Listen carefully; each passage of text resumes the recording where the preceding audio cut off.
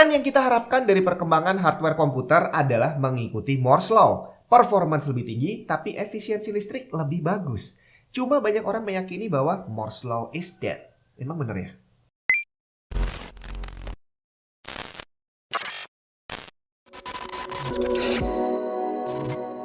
Buat yang Windowsnya masih bajakan, ganti original bre, malulah. Beli aja di cdksales.com. Biar cepet, klik link di deskripsi, ikuti petunjuk pembeliannya, masukin kode vouchernya untuk dapetin diskon tambahan.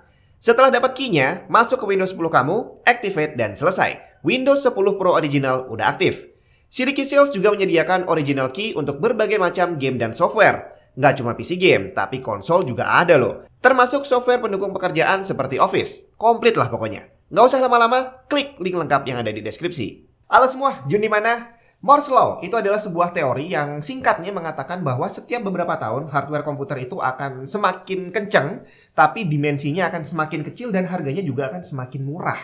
Tapi semakin kesini, banyak orang meyakini bahwa Moore's Law udah nggak bisa lagi diterapkan. Untuk lebih jelasnya tentang Moore's Law, kamu bisa lihat video yang satu ini.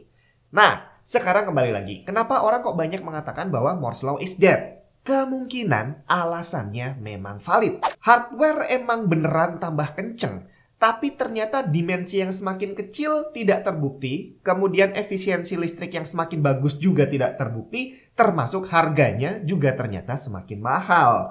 Kita ambil contoh aja dalam dunia GPU. Tahun 2017 lalu Nvidia merilis GTX 1080 Ti, waktu itu monster banget, dan dia punya TDP 250 watt. Dan sekarang penerusnya RTX 3080 Ti yang satu ini, dia emang bener jauh lebih kencang dibandingin 1080 Ti, tapi ternyata dia punya TDP 350 watt. Dan kamu lihat bentuknya. Gede banget bre, jauh lebih gede daripada GTX 1080 Ti. Terus gimana nasibnya GPU generasi mendatang? Bakal segede apa? Sebelumnya sempat beredar rumor bahwa generasi terbaru dari GPU-nya Nvidia nanti bakal punya TGP atau Thermal Graphic Power sekitar 450 sampai 850 watt. Sebelum kita lanjutin, kita pause dulu sebentar untuk ngebayangin 850 watt. Sampai hari ini masih banyak orang yang listrik di rumahnya cuma 900 watt. Gak bakal kuat cuma buat nyalain GPU-nya doang. Artinya kalau sampai kamu nanti beli GPU yang seperti itu, kamu bukan lagi jadi sahabat PLN, tapi kamu bakal diangkat menantu sama pejabatnya PLN. Nah, tinggal apakah benar bakal seperti itu atau cuma sekedar rumor? Ini yang perlu kita buktiin. Muncul berita baik dan berita buruk yang tentu saja masih dalam bentuk rumor juga ya. Bahwa kemungkinan besar nantinya TGP 850 watt itu kemungkinan tidak akan tercapai. Tapi berita buruknya adalah angkanya kurang lebih ada di kisaran 600 watt. Untuk GPU doang 600 watt. Hampir 2 kali lipat si monster yang satu ini. Dan teori ini muncul setelah detail spek dari kabel power ATX 3.0 mulai keluar. Dan ternyata kabel konektor itu bisa menghantarkan listrik maksimum 600 watt. Hal ini terungkap setelah desain konektor PCI Express Gen 5 muncul, di mana dia memiliki 12 volt high power konektor yang sesuai dengan desain ATX 3.0 dari Intel dan seperti tadi disebutin, bisa menghantarkan listrik hingga 600 watt. Tapi kalau sampai ini terjadi, dengan teknologi yang ada hari ini aja akan muncul banyak komplikasi. Yang pertama, dengan konsumsi listrik yang segitu gedenya, udah pasti dia akan menghasilkan panas yang tinggi. Kalau nggak percaya, kita coba lihat. Ini adalah GPU dengan TDP 350 watt. RTX 3080 Ti. Dan dia udah stabil ini. Bayangin kalau GPU-nya nanti 600 watt. Hampir 2 kali lipatnya ini. Apakah coolernya juga bakal 2 kali lipat lebih gede? Dan mungkin ini adalah salah satu alasan kenapa kok pilihan untuk naik ke 850 watt belum jadi dijalankan. Mungkin belum jadi. Karena cooling solutionnya yang mungkin belum ada. Beberapa GPU yang sudah beredar sekarang ada yang udah menggunakan built-in water cooling seperti RX 6900 XT LC ini. Dia udah punya built-in water block yang otomatis tertempel, dan berarti kita kalau mau beli GPU itu harus punya custom water cooling juga. Nvidia sampai hari ini belum secara resmi punya desain seperti itu, tapi nggak tahu apakah kedepannya nanti bakal berubah atau enggak. Tapi yang pasti untuk sekarang, untuk air cooling, kemungkinan batasnya hanya ada di 600 watt. Kemudian masalah kedua adalah power supply.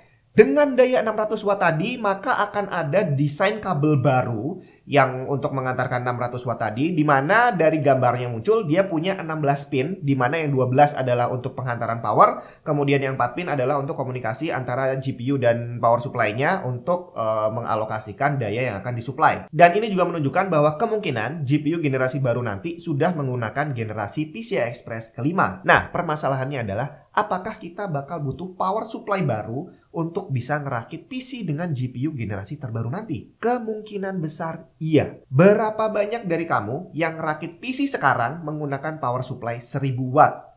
Saya yakin nggak banyak. Sedangkan kalau nanti GPU-nya muncul dengan daya 600 watt, maka power supply 1000 watt udah nggak cukup lagi. Sedangkan ini aja yang 350 watt, dia udah menggunakan 3 kali 8 pin. Yang 600 watt mau berapa? Masa mau dipasang 6 kayak gini? Kayaknya nggak mungkin deh. Kemudian teknologi baru nanti diperkirakan udah akan menggunakan arsitektur memori GDDR7, di mana dia punya bandwidth mencapai 32 gigabit per second dibandingkan GDDR6X yang sekarang punya bandwidth maksimum di angka kisaran 19 gigabit per second. Dan ini akan membawa kita ke komplikasi kedua. RTX 4090 kabarnya bakal punya performance 2 kali lipat dari RTX 3090. Dan dengan arsitektur baru nantinya, kemungkinan tipe di bawahnya selisih performance-nya juga nggak akan terlalu jauh. Artinya diperkirakan RTX 4060 kalau semisal ada, performance-nya akan berada di kisaran RTX 3090 sekarang. Bukan hal yang nggak mungkin, karena RTX 3060 aja performance-nya udah kurang lebih sama GTX 1080 Ti. Dan hal ini akan membawa komplikasi berikutnya, yaitu harga. Berapa harganya? Secara RTX 3090 sekarang aja nggak kebeli. Gimana dengan RTX 4060 yang punya performance menyamai RTX 3090? Dan hal ini pernah terjadi beberapa tahun lalu di saat peralihan dari GTX 10 ke RTX 2000. Waktu itu dan termasuk saat ini, teknologi Nvidia masih yang paling bagus. Di saat GTX 1080 Ti rilis, dia waktu itu monster bre, nggak ada yang ngalahin. Akhirnya muncul RTX 2080 Ti yang jauh lebih kencang lagi. Artinya Nvidia nggak ada alasan untuk menjual RTX 2080 Ti dengan harga murah. Dan terbukti, GTX 1080 Ti dirilis dengan harga resmi $700, sedangkan RTX 2080 Ti harganya $1.200. Hampir 2 kali lipat. Dan sekarang terjadi lagi. Saat ini RTX 3090 masih nggak ada lawannya.